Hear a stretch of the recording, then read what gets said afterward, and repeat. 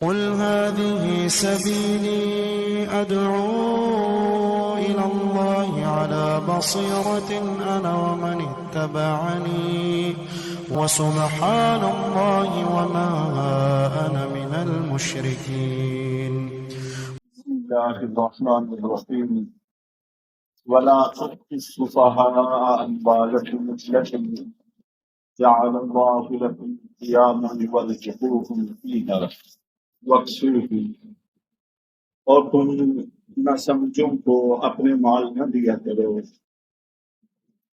کہ اللہ تعالیٰ نے تمہارے لیے اس مال کو بقا اور گزر اوقات کا ذریعہ بنایا ہے، اور ان کو مال میں سے کھلاتے پلاتے رہا کرو اور کپڑا پہناتے رہا کرو۔ وَقُولُوا لَهُمْ قَوْلًا مَّعْرُوفًا، اور ان کو مناسب بات کہہ کر سمجھا دیا کرو۔ اموال کے بارے میں یہاں پر ہمیں خصوصی ہدایت دی گئی ہے کہ جو اللہ رب العزت نے تمہیں حلال پاکیزہ طیب رزق عطا کیا ہے، یہ اللہ کی نعمت ہے اور سرمایہ حیات ہے، زندگی گزارنے کا ایک بہت اچھا اللہ تعالیٰ نے ذریعہ بنایا ہے، چنانچہ اس کو ضائع نہیں کرنا چاہیے۔ ضائع کرنا گناہ ہے اور اس کی حفاظت کرنا ثواب ہے۔ بخاری شریف میں اللہ کے نبی صلی اللہ علیہ وسلم کا پاک ارشاد ہے کہ اگر کوئی بندہ اپنے مال کی حفاظت کرتے ہوئے مارا جاتا ہے، وہ چور ہیں، ڈاکو ہیں، ان سے اپنے مال کی حفاظت کرتے ہوئے اگر وہ مارا جاتا ہے تو اس کو شہادت کا اجر نصیب ہوگا۔ اور اسی طرح مشکات شریف میں کئی احادیث ہیں، اللہ کے نبی صلی اللہ علیہ وسلم نے ارشاد فرمایا کہ نیک آدمی کے لیے اس کا اچھا پاکیزہ مال سرمایہ حیات ہے۔ جو آدمی نیک ہے، اپنے مال کو صحیح طریقے سے کماتا ہے، صحیح جگہوں پہ خرچ کرتا ہے، اس کے لیے سرمایہ حیات ہے۔ اور اسی طرح مشکات شریف میں ہی ہے، آپ نے ارشاد فرمایا کہ مال متقی آدمی کو کوئی نقصان نہیں پہنچاتا۔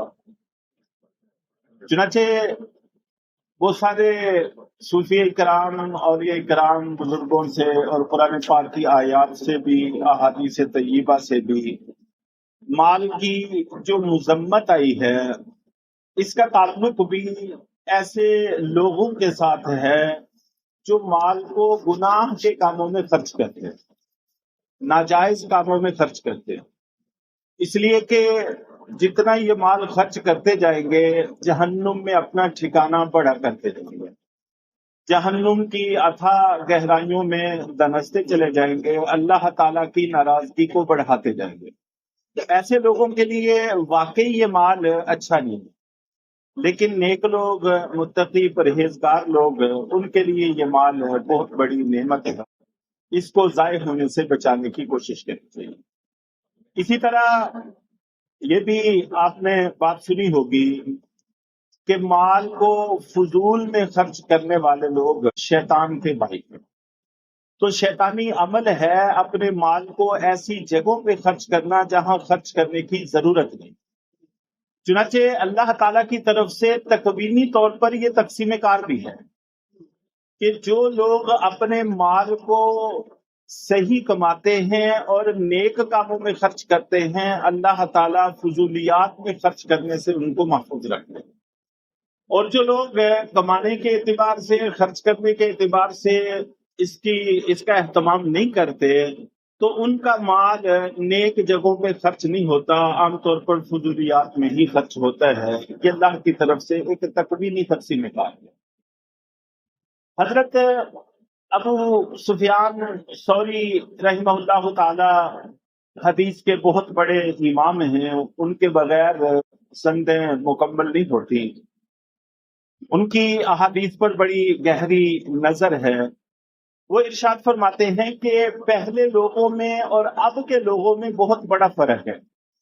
اور جس دور میں وہ بات کر رہے ہیں یہ تابعین کا دور تھا، جس کو اللہ کے نبی صلی اللہ علیہ وسلم نے خیر القرون سے تعبیر کیا ہے کہ میرا زمانہ سب سے بہتر ہے، پھر اس سے متصل، پھر اس سے متصل، یعنی صحابہ، تابعین، تبع تابعین کے زمانے یہ بہترین زمانے ہیں، خیر کے زمانے۔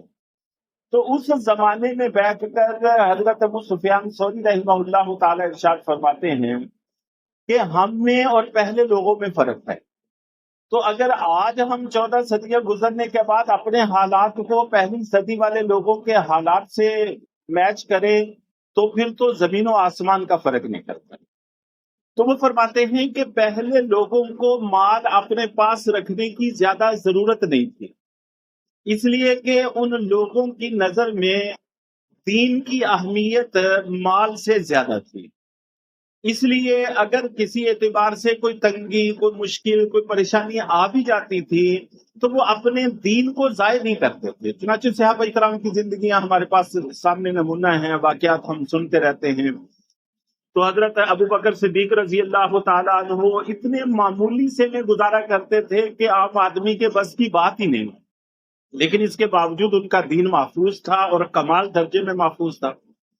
اور نبی پاک صلی اللہ علیہ وسلم کی ازواج مطہرات کے حالات یہ تھے کہ سال بھر کی آمدن ان کے پاس آتی تو حضرت عائشہ صدیقہ رضی اللہ تعالیٰ عنہا کا واقعہ منقول ہے کہ دراہم سے بھرا ہوا تھیلا آیا تو پلیٹیں بھر بھر کے اپنی باندی کو دیتی رہی، یہ فلاں کو دے آؤ، فلاں کو دے آؤ، فلانی کو دے آؤ، فلانی کو دے آؤ، اور سارا تقسیم کر دیا۔ اور بعد میں باندی نے کہا کہ اماں جان، اگر کوئی ایک آدھ درہم رکھ لیا جاتا، آپ روزے سے ہیں تو شام کو افطار کا ہی کوئی انتظام ہو جاتا۔ تو فرمانے لگی اگر پہلے یاد کروا دیتی تو رکھ لیتے۔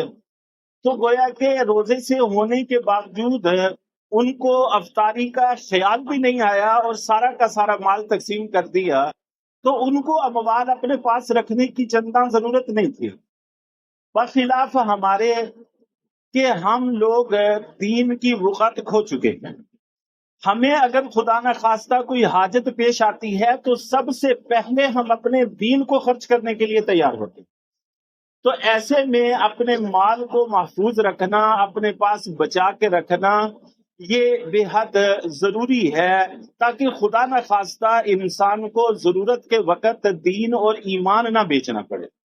چنانچہ کتنے ہی لوگ ہیں جن کی داستانیں ہمارے سامنے ہیں، باہر جانے کے چکر میں مرضیت کے کھاتے میں چلے جاتے ہیں، ان کے فارم پر کرتے ہیں، ان سے میل جول رکھتے ہیں، صرف یہ کہ باہر چلے جائیں گے اچھا روزگار لگ جائے گا۔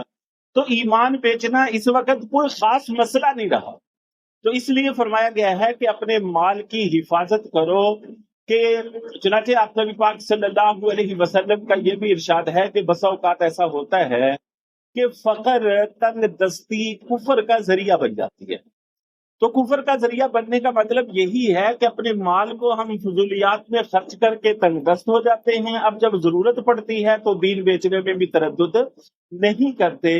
تو بہرحال اللہ نے جو رزق حلال عطا فرمایا ہے، چاہے وراثت کی شکل میں ہو، عطیہ اور عنایت کی شکل میں ہو، تنخواہ کی شکل میں ہو، زمینوں سے ہو، کاروبار سے ہو، جس طرح سے بھی اللہ عطا فرماتے ہیں اس کی حفاظت کا ہمیں حکم ہے۔ تو انشاءاللہ العزیز کے کچھ پہلوؤں پر مزید بات تنقید ہے گی۔ اللہ تعالی ہم سب کو بلکہ توفیق عطا فرمائے۔